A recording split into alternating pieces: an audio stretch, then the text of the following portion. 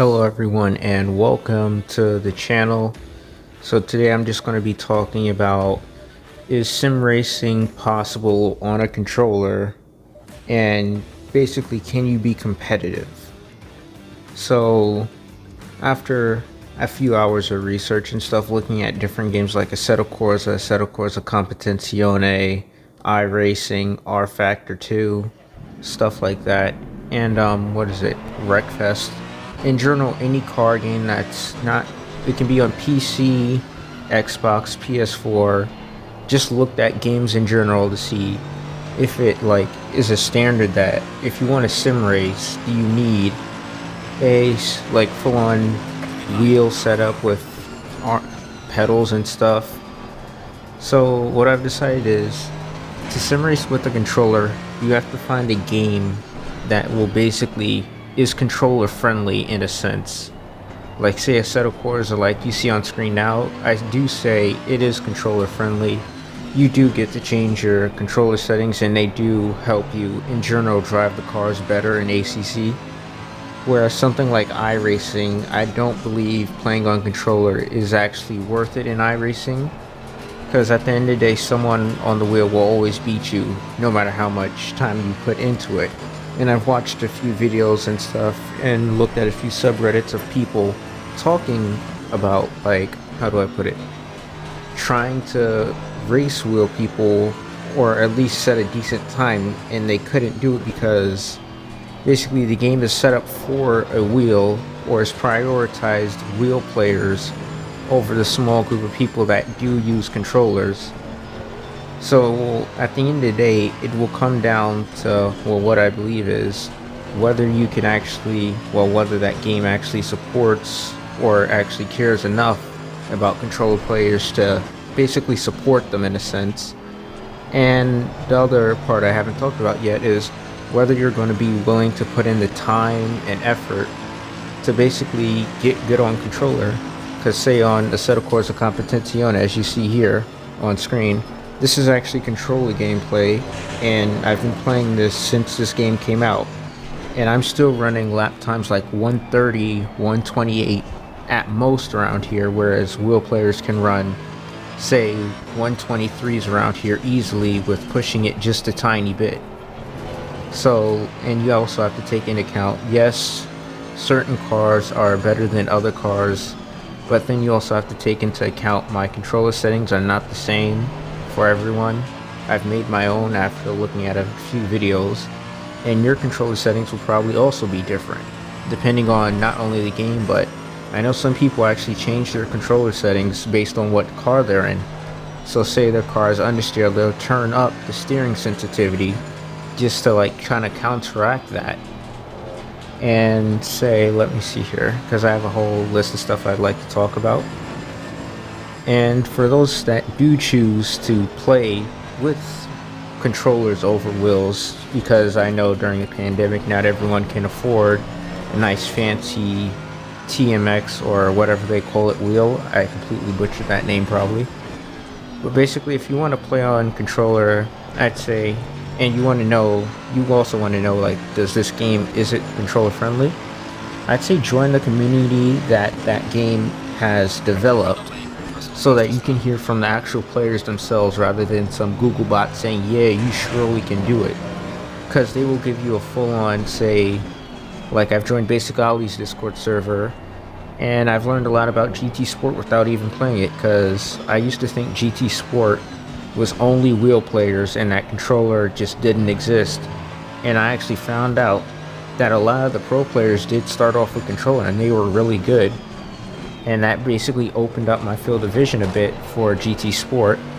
And say the same could happen if you were hopping into a new game like Assetto Corsa Competizione, where you just got the game, you don't know whether it's controller friendly or not. So that could be a huge advantage, because you're learning that it is controller friendly and the game is trying to work with you, not that the game is fighting you and then you just rage quit 15 minutes in. Now another thing is, controller and wheel are two very different things. The same way a car reacts with a wheel will never be the same way it reacts with a controller. I can tell you that right now. I've seen people drive, like, say, the McLaren in this game, well, a set of Corsa Competizione, and they say it gets this, like, small-ish, like, mid-steer slide. On controller, that's like a huge slide that just randomly happens, and you just have to try to correct it as soon as possible. Like on wheel, they make a small nudge and they adjust it. On controller, you're flipping the sticks back and forth to just cancel it out so much. And that also brings me to another point. You have to fully learn every car individually, or at least the car that you plan on using when playing a sim game. Well, this goes for both wheel players and controller players. You have to learn the car that you're using, and in general everything, as much as you can about the game, so that when you do get on track, it's built into your memory. Like say you have to throttle control a lot with this Mercedes I'm driving on a wheel. It may not be the same amount of throttle control you have to do for a controller, because that feel that your hand gets is different, so your mind will judge it different, basically. And so yeah, those are a few points. Let me move on. Also, one more topic I'd like to talk about is, if you do choose a game and you find a game that's like fully controller supported, it's super friendly with controllers, and you don't really need a wheel, I'd say, well, in the best case scenario, I'd say look up learning trail braking and throttle control. Those are the two main things I'd recommend, because those are one of the two hardest things that I'd say on controller. For example, steering and stuff, well, on controller that's pretty easy. You can learn that in like a week or so. What really will slow your times down a lot is not learning how to throttle control and trail brake into corners, because that's where I was losing a lot of time before. And after watching actual players use it and learn from them, I found out how much time it saved. That's how I went from running like 140s at Brands Hatch to like running 128s, and it really does help. Also, another thing you can do, just watch people, because you can always find, some of the racers are YouTubers and stuff, so you can always, like, how do I put it, they'll sometimes upload them in a certain track with a certain car, and you can watch what they're doing and then mimic that when you actually get into the game that you're playing, say ACC, Project Cars, or whatever game you've chosen. And I know I said final point already, but there's also one more thing I'd like to explain is, I'd say, well, I did talk a little bit about controller settings.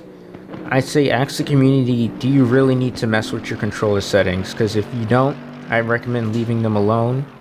But if you do, I'd recommend asking the community, say, what's the best settings for so-and-so conditions?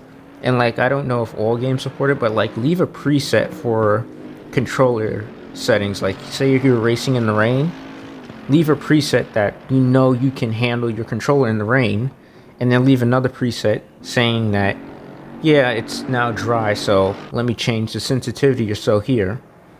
And that really does end up helping you, because you don't have to worry about super sensitive stuff. Or say like you're so used to driving in the dry, and now that you have your controls for the wet, you basically have no idea what's going on. And I know I said like final, but the one last thing I really would recommend is just joining a community around that game. Like, I know you probably will end up doing that, or you already have, but joining a community with that particular game really does help you learn more about it. And basically, it just teaches you way more than, say, you just looked up a random video or so like this one that's probably in your recommended or something. Learning from actual people speaking to you, and you can like actually get live feedback from them, that will end up helping you more than anything when learning how to sim race. Because like, even the pros, they have someone over the radio basically telling them, hey, you lost time in sector 2, 3 or something, and what they can do to fix it. So yeah, that's just some points that I like to point out. So in conclusion, yes, you can sim race on a controller. It is possible. Now, as I said, let me just connect the points back. You have to find a game that is controller friendly, basically, or at least controllers are competitive with wheel players in some sense. You also have to find You don't have to, but I do recommend getting a community, as I said before.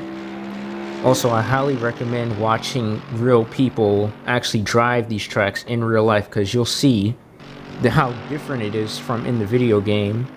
And basically you can adapt to what they do. Say, I forgot what, well, I was watching someone with this Mercedes as Brands Hatch. I noticed for the second corner going down the hill into the sharp hairpin, I forgot all the corner names, they left the car in second gear for extra grip, and I actually started doing that, and I cut off like half a tenth, and it's really useful. So just join a community, it will help you a lot. Thank you for watching, and I am out.